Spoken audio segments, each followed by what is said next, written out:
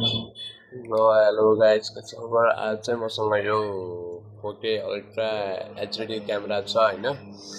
यसको क्वालिटी कस्तो छ किन्न ठिक हुन्छ कि हुँदैन भनेर हजुरलाई भन्छु म आज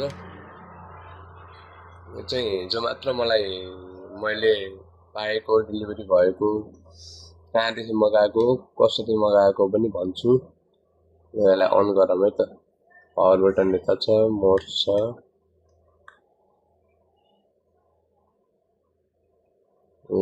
अन भयो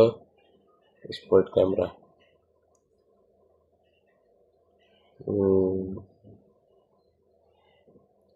क्यामेरा क्वालिटी चाहिँ यस्तो छ है सेटिङ मिलाएर हो हल्का फुल्का युज गरेछु क्यामेरा क्वालिटी यस्तो छ क्यामेराले क्यामेरामा खिचेर नराम्रो आएको नभन्नु होला क्यामेरा नै यस्तै हो धेरै राम्रो छैन कार्ड चाहिँ हालेको छैन मैले यो चाहिँ फोटो मोड भयो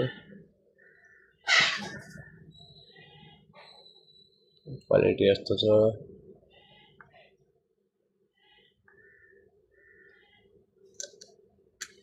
यसको यो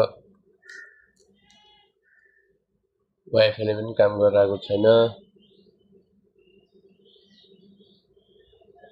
वाइफाई कनेक्टेड हुन्छ गरे त्यसको छैन यो चाहिँ पावर एन्ड मोड्स भयो यो चाहिँ यसलाई कन्ट्रोल गर्ने ओके सोके थिच्ने भयो यो अप डाउन यो क्यामेरा ब्याट्री हाल्ने चाहिँ यहाँ छ यसलाई यसरी खोल्यो भने यो ब्याट्री हाल्ने हो यसको क्वालिटी हेर्नु है यो यस्तो छ हल्का निकाल्दा बित्तिकै निक्लिहाल्ने छ कि यो ल ड्याम यो त निक्लि पनि आउटको यो त यो क्यामेरामा बोल्डै छैन एउटा ल 1 2 3टा छ एउटा बोल्डै छैन क्यामेरा चाहिँ यो भयो यसको बटन होला पावर बटन यो त हल्का क्लिक गर्दा बित्तिकै निक्लिहाल्यो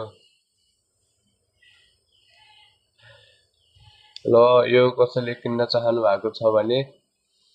मैले हिजो मात्रै किनेको 2000 को सामान मलाई 3200 मा लगाउनु भयो हल्का ओभरै प्राइस खानुभयो भने